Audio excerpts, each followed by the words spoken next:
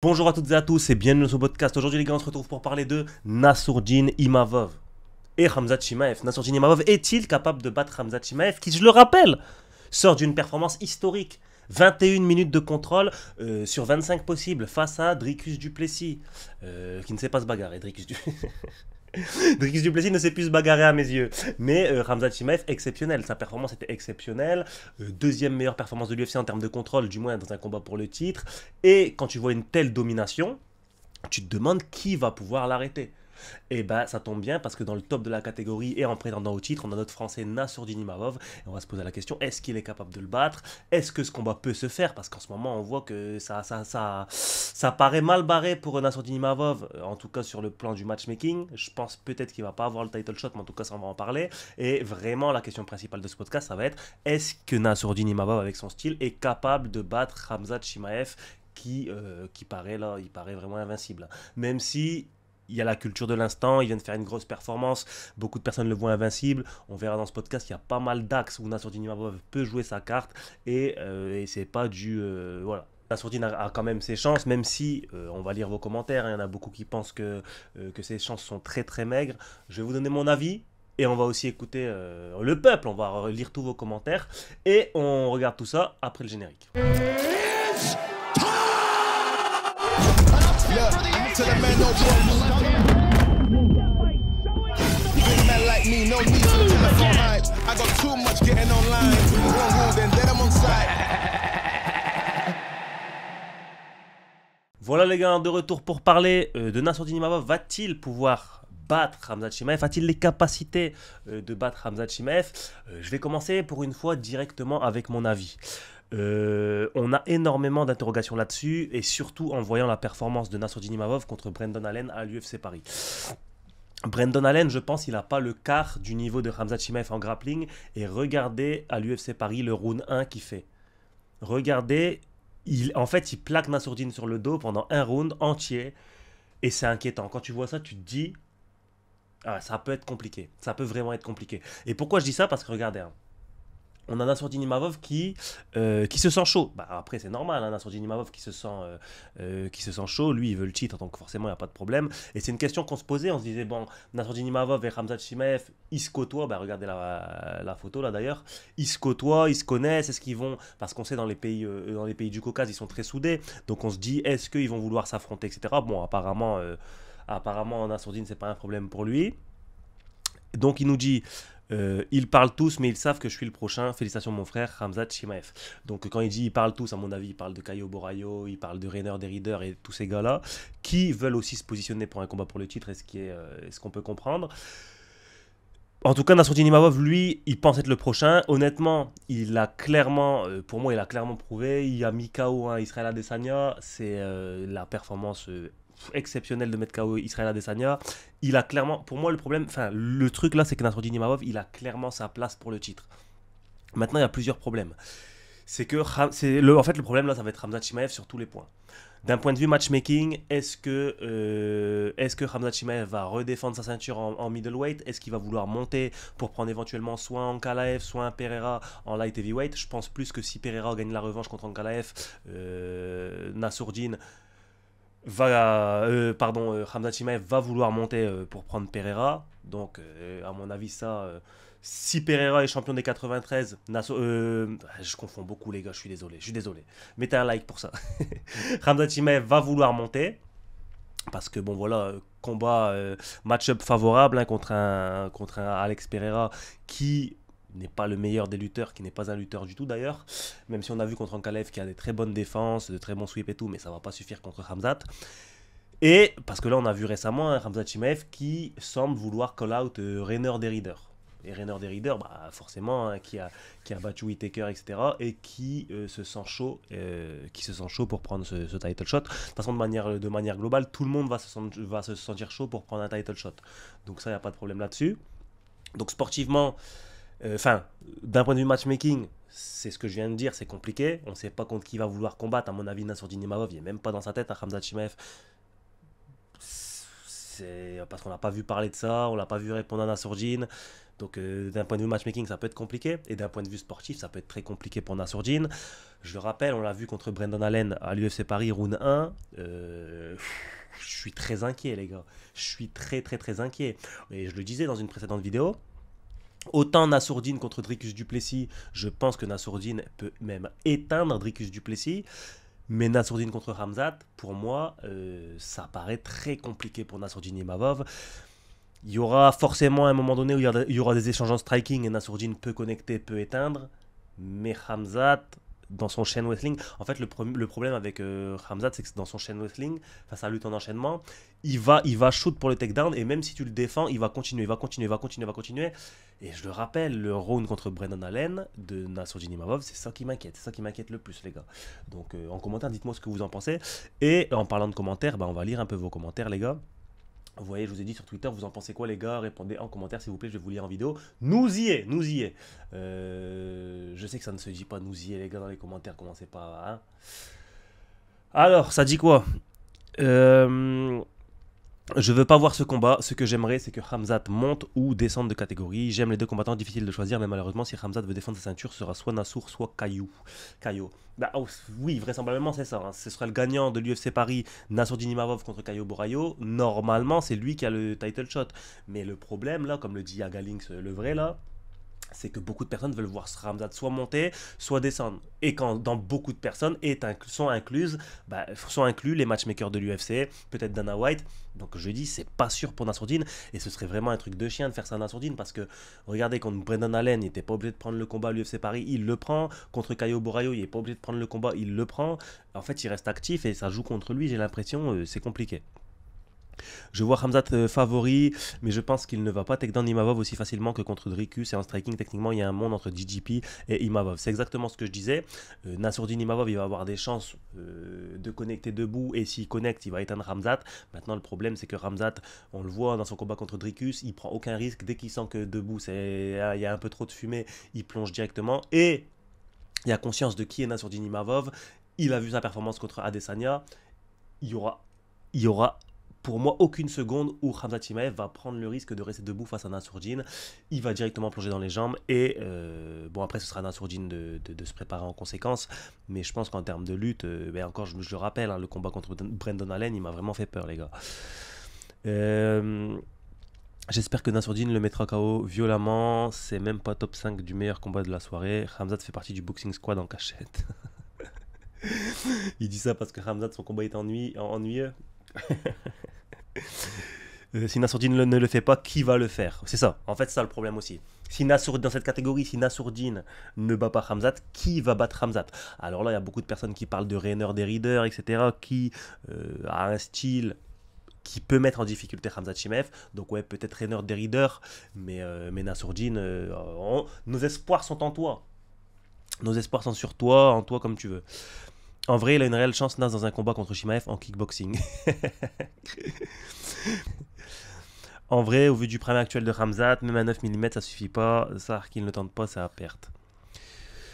Attention les gars, la culture de l'instant, hein, attention à la culture de l'instant. On a vu des gars qu'on voyait... Et en plus, Nassourdine, on voyait par exemple Israël Adesanya comme intouchable en striking, sauf contre Pereira. On a été surpris. Hein. Il veut pas laisser Rainer Derrider passer devant, histoire que Khamzat soit lassé et moins fort.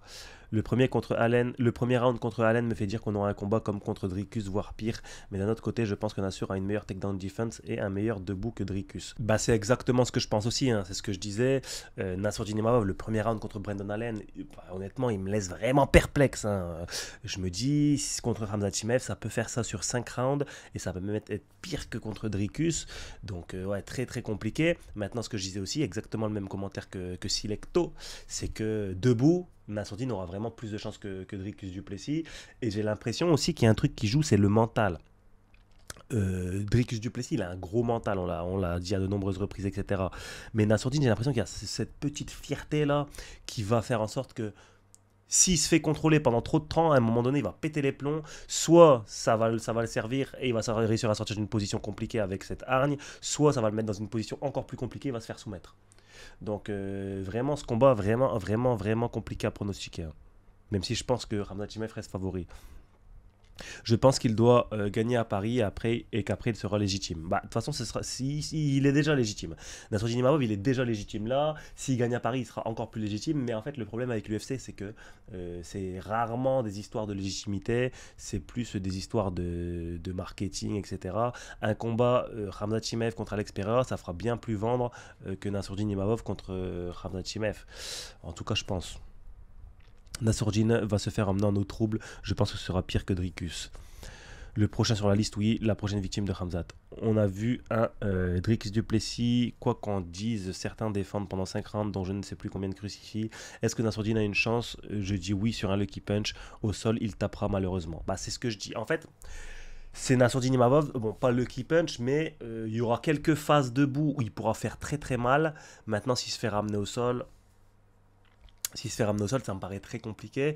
Et surtout, j'ai l'impression que Nassourdine, il va avoir cette fougue qui va, à un moment donné, il va péter les plombs de se faire contrôler pendant autant de temps.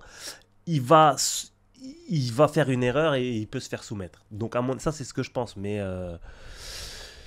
Mais voilà, il n'y a que Nassourdine qui peut le faire, même si j'y crois plus trop maintenant que Khamzat a compris qu'il ne boxait pas comme Canelo. Il va être injouable, faut lui ramener un gars de l'UFC BJJ pour le confronter, il n'y a plus le choix. En fait, c'est ça le truc, c'est que Khamzat Chimaev, à l'époque, Khamzat Chimaev, et dans mon analyse contre Dricus du Plessis, c'était exactement le Khamzat de l'époque que je prenais. C'est à l'époque, Khamzat Chimaev, il n'était pas encore conscient de il était conscient de ses forces et de ses faiblesses, mais il savait qu'il était fort en lutte, mais il voulait se tâter un petit peu en striking, et notamment contre Gilbert Burns, notamment le dernier round contre Kamaru Usman. Donc, et ça lui a porté préjudice contre Gilbert Burns, il est sorti avec une tête gigantesque, il s'est fait ouvrir, etc. Il a failli y passer contre Gilbert Burns. Peut-être qu'il s'est dit, plus jamais. Je vais plus jamais jouer, et c'est ce que le gars a dit, hein, c'est ce que le MMA nous dit, il a compris qu'il boxait pas comme Canelo. Khamzat Chimaev, il a compris que c'était pas un striker et sa force c'est la lutte. Donc du coup là contre Nassourdine, il va plonger, et surtout contre Nassourdine qui est explosif, qui fait vraiment du mal et qui doit être compliqué. Nassourdine doit être vraiment compliqué à combattre et donc du coup voilà, Khamzat Chimaev il va pas s'y tromper, hein. Il va pas striker avec Nassourdine. Il y a une alliance secrète, Red qui nous dit, il y a une alliance secrète entre eux, ils s'alternent la ceinture, ils font genre de combattre. Je vois pas d'autre raison parce que Nassour est foutu. Bah, après, si Khamzat monte, parce que là, il y a le nouveau système, là, je crois que tu peux plus garder ta ceinture et monter sans la défendre. C'est le cas notamment avec Ilia Topuria qui était champion des 66. Après, il est monté à 70, mais en montant à 70, il est plus champion des 66. Donc c'était le cas avec Ilia Topuria. Donc là, Khamzat, s'il monte en 93 ou s'il descend, 77, bah, il laissera sûrement sa ceinture des 84 vacante. Et là, bah, ouais, ce sera plus simple pour Nassourdine. Parce que bon, il y aura qui à lui mettre en face. Je pense que Nassourdine gagne. Le match-up le plus compliqué pour Nassourdine, là, je pense que ce serait vraiment Khamzat. Ensuite, on a quoi? Atalok qui nous dit Nas sait déjà que c'est perdu d'avance, mais son gros cachet est assuré lui aussi. Non, je pense que Nassourdine, il pense qu'à avoir ses chances, hein. Je pense qu'il pense avoir ses chances. Et en vrai, il a raison, hein, parce que sa progression, elle est folle. Il a déjà déjoué pas mal de pronostics, donc ouais, il a raison d'y croire. Footlover qui nous dit il devrait changer de catégorie et dire qu'il veut pas se taper contre un frère, ça passera crème. L'impression que Khamzat a une dalle et un vrai talent. Le combat que tout le monde a trouvé pas ouf contre DGP, moi je l'ai trouvé archi intelligent et je pense qu'il y a une vraie diff de level entre Imavov et Chimaev. Bah en fait j'ai l'impression, moi tu vois contrairement à ce que le mec dit, j'ai l'impression que Khamzat il a plus la même dalle qu'avant. Je m'explique. Khamzat à l'époque, il voulait combattre tout le temps, il était en pétard et tout. Là je le trouve vraiment plus calme. Vous voyez, Dana White, il voulait lui mettre la ceinture. Il a oublié la ceinture. Il s'en fout de la ceinture. Il sort même pas avec la ceinture. J'ai l'impression qu'il vient juste faire le travail. Ouais, bon, voilà. Mais sans plus. Alors qu'à l'époque, tu lui aurais mis une ceinture, il aurait été comme un fou. Donc peut-être qu'il y a un peu moins de dalle qu'avant, mais en tout cas, un vrai talent, ça c'est sûr. Circus Duplessis n'est pas le grand Imavov. Je pense que Nicolas a cook un game plan injouable et que Khamzat va vite se retrouver dans le mal. Encore une fois, les gars, Nicolas Haute, très très fort, mais c'est pas lui qui est dans la cage. Et tu peux créer le game plan que tu veux. À un moment donné, la différence technique qu'il peut avoir en grappling, etc., ça peut pas être compensé par un game plan. Maintenant, je dis ça, le game plan, ça peut t'amener à travailler sur certaines entrées en striking qui te permettent de ne pas te faire attraper, sur une gestion de la distance qui peut te permettre de ne pas te faire attraper, sur des sorties, on voit Khamzat. Nicolas, à mon avis, il va étudier Khamzat du début à la fin et il va se dire, ok, quand il shoot comme ça le plus souvent, sa soumission favorite c'est ça, sa position favorite au sol c'est ça, comment sortir de ça, et il va inculquer ça à Nassourdine Imavov. Maintenant, le problème, c'est que le jour J, bah, ce sera différent. J'ai bien peur. Gastronome qui nous dit, j'adore Nas, mais Khamzat le met en paramétrage d'usine round 1 sans difficulté. Mizan qui nous dit, pour moi, Nassourdine est moins bon que DGP et Ousmane en lutte et striking, donc je pense qu'il se fera finir avant la fin du 3e round. En fait, c'est ça le truc. C'est quand tu vois ce que Khamzat a fait à Dricus du Plessis et ce qu'il a fait à Kamaru Ousmane, tu te dis, est-ce que Nassourdine a ce niveau de défense de lutte? En striking, Nassourdine très explosif, etc. Mais encore une fois, je prends en référence le round contre Brendan Allen. Le premier round contre Brendan Allen à l'UFC Paris, et je suis très inquiet. Bon, on va essayer de lire un peu tous les commentaires. Il y en a un qui nous dit, Nas a tellement raison et je pense qu'il peut devenir champion. Son striking est techniquement incroyable et je pense pas que Khamzat n'arrivera.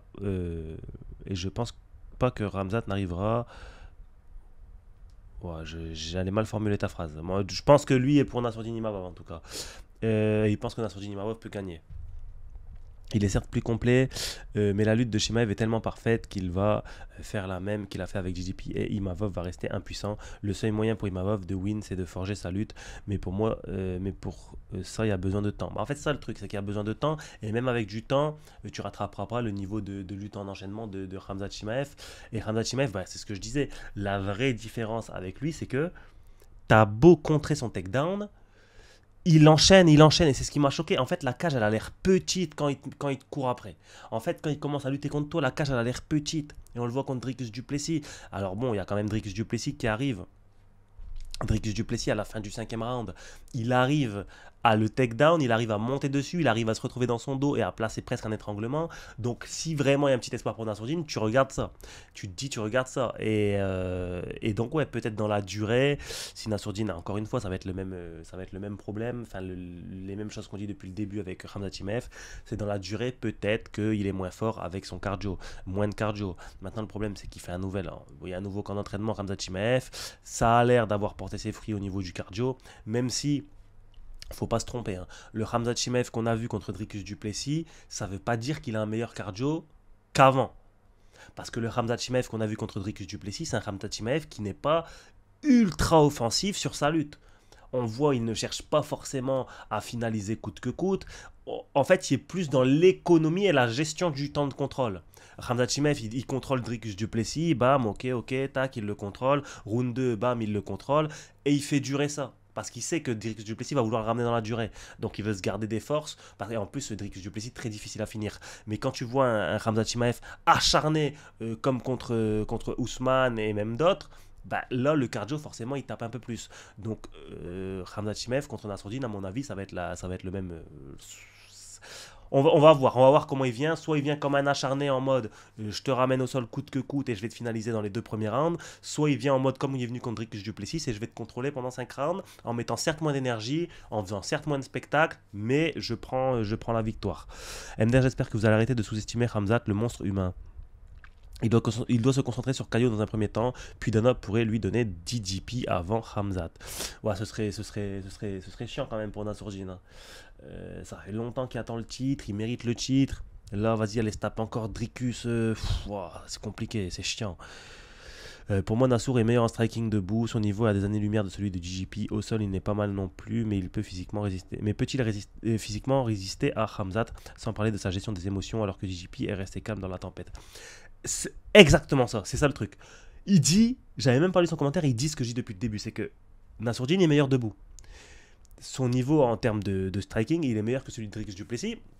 Et on a vu, hein, quand Dricus du Plessis avait quelques phases d'échange debout, il touchait pas mal Khamzat, et Khamzat il était vraiment en danger à tel point qu'il plongeait directement. Donc Nassourdine, sur ces phases, il sera encore plus dangereux que Dricus du Plessis. Au sol, Nassourdine y est pas mal, mais je reprends encore en référence son premier round contre Brendan Allen à l'UFC Paris, ça peut être compliqué. Mais est-ce que physiquement, il est plus résistant et plus costaud qu'un Dricus du Plessis? Non.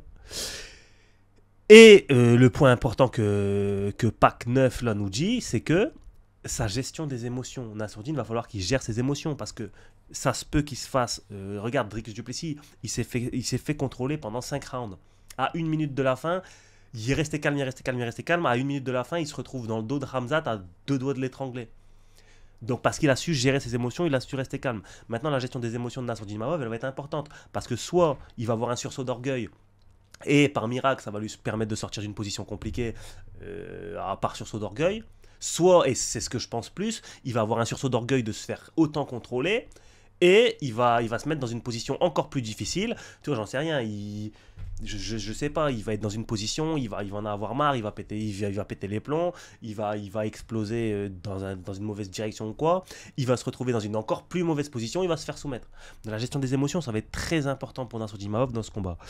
Et ouais, bah, parce que Dricus du Plessis, il a resté calme dans la tempête, ce que je vous dis, hein, il a fait 5 rounds et à la fin, bon, il a réussi à dérouler. Enfin, je suis un fou. Il a réussi à dérouler, il a pas réussi à dérouler, mais voilà, il y avait les dernières minutes du combat, elles sont à l'avantage de Dricus du Plessis. Même s'il s'est fait massacrer pendant 5 rounds. Vous avez compris ce que je voulais dire. Bon voilà les gars, je pense qu'on a fait le tour. C'est globalement les mêmes commentaires qui reviennent. La vie de groupe de Nicolas Haute ne va pas aider, je pense. Coup de genou sauté pour Imavov. Ah, s'il lui fait une Masvidal contre Ben Askren. Il n'y a aucun, je dis bien aucun monde où Nassourdine bat Khamzat. Bon, si c'est possible. Apprends à lire dans tes vidéos par Pitché frérot. Je sais lire. Chimaev, premier round, malheureusement. Bon voilà les gars, je pense qu'on a fait le tour. Hein. Globalement, ce qu'il faut retenir, c'est que Nassourdine a ses chances dans des petits échanges debout. À mon avis, il va pas savoir contrer la lutte de Khamzat Chimaev et il va se retrouver au sol. Maintenant, on va voir comment il gère au sol. Est-ce que Nicolas Haute va analyser Khamzat Chimaev au point d'apporter les clés au puzzle Chimaev, sûrement peut-être dans ses positions fortes. Nicolas Haute va peut-être analyser quelques positions fortes de Khamzat Chimaev. Il va peut-être le dire à Nassourdine. Ce qui va être intéressant de regarder aussi, ça va être peut-être le travail sur la distance en striking. À mon avis, ça va être une grande clé. Nassourdine Imavov qui va travailler sûrement sur la distance en striking et rester plus au kicking range ou alors vraiment faire du in and out pour pas se faire attraper par Khamzat. Même si je pense que contre Khamzat, tu finis toujours par te faire attraper. Et à un moment donné, il va falloir que tu défendes la lutte et la lutte en enchaînement. Donc c'est ce qui va être très compliqué pour Nassourdine. Mais je pense que Nassourdine et Nicolas Haute et son camp en général vont faire le travail nécessaire pour donner le plus de mal à Khamzat Chimaev et prendre cette ceinture, même si je vois quand même Khamzat Chimaev vainqueur. Hein. Je le vois favori en tout cas. Dans les commentaires les gars, n'hésitez pas à me dire ce que vous en pensez. Nassourdine Imavov peut-il battre Khamzat Chimaev?